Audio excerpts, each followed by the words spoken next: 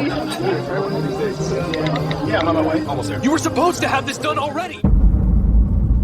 ذرا تصور کیجئے، دنیا کے مختلف حصے، مختلف زبانیں، مختلف نسلیں، مختلف رنگ، لیکن ایک ہی لمحہ مسجدوں سے ایک ہی اعلان، رمضان المبارک کا چاند نظر آ گیا۔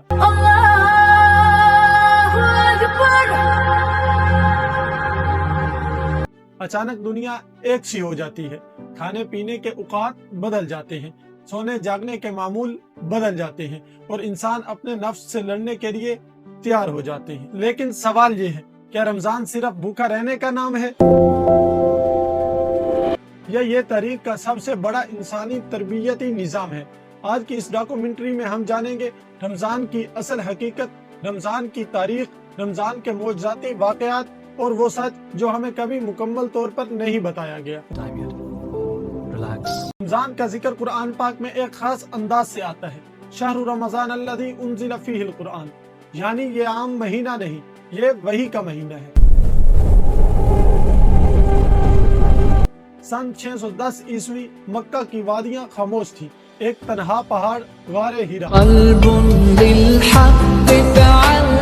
وہاں ایک انسان عبادت میں مصروف تھا، وہ انسان جو سچ بولتا تھا، امانت دار تھا، لیکن معاشرے میں اکیلا تھا۔ وہ تھے حضرت محمد صلی اللہ علیہ وسلم۔ اچانک ایک غیر معمولی لمحہ آیا، حکم ملا، اقرا۔ یہ پہلا لفظ تھا، اور یہی وہی لمحہ تھا جس نے دنیا کی فکری سمت بدل دی۔ اور رمضان صرف کتاب نہیں، دراصل انسان کو پڑھنے کا مہینہ ہے، اپنے آپ کو پڑھنے کا مہینہ۔ قرآن صاف کہتا ہے، لعلکم تتقون، تاکہ تم میں تقوی پیدا ہو۔ روزہ بھوک کا نام نہیں، روزہ کنٹرول کا نام ہے۔ کنٹرول خواہش پر، غصے پر، زبان پر، نگاہ پر، اور سب سے بڑھ کر نفس پر۔ دنیا کا ہر طاقتور نظام انسان کو اس کی خواہش کے ذریعے غلام بناتا ہے، اور رمضان اسی زنجیر کو توڑنے کے لیے آتا ہے۔ یہی وجہ ہے کہ شیطان کو قید کیے جانے کا تصور دیا گیا۔ اصل شیطان بہت دفعہ انسان خود ہوتا ہے۔ 17 رمضان 2 ہجری، میدان بدر، 313 مسلمان، بھوکے، کمزور، وسائل سے خالی، سامنے 1000 کا لشکر، مکمل اسلحہ، مکمل تیاری۔ یہ تھا غزوہ بدر۔ یہ صرف جنگ نہیں تھی، یہ نظریات کی جنگ تھی۔ اگر مسلمان ہار جاتے تو شاید اسلام تاریخ کا ایک باب بن کر رہ جاتا، لیکن ہوا کیا؟ فتح۔ یہ پیغام تھا کہ رمضان کمزور نہیں بناتا، رمضان انسان کو ناقابل شکست بناتا ہے۔ 20 رمضان 8 ہجری، وہی مکہ، وہی گلیاں، اور وہی دشمن، لیکن آج طاقت مسلمانوں کے پاس تھی۔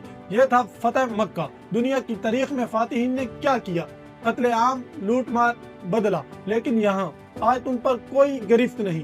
رمضان نے دنیا کو سکھایا کہ اصل فتح معاف کرنے میں ہوتی ہے۔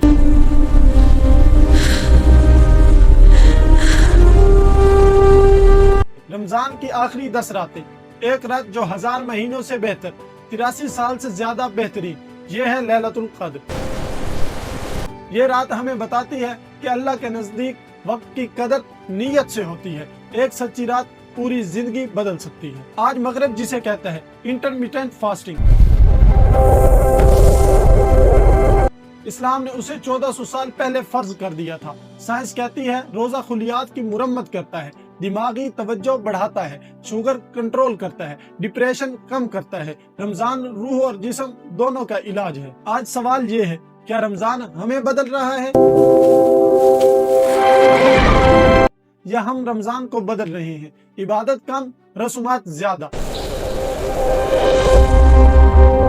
افطار میں اسراف، غریب کی افطاری نیاب۔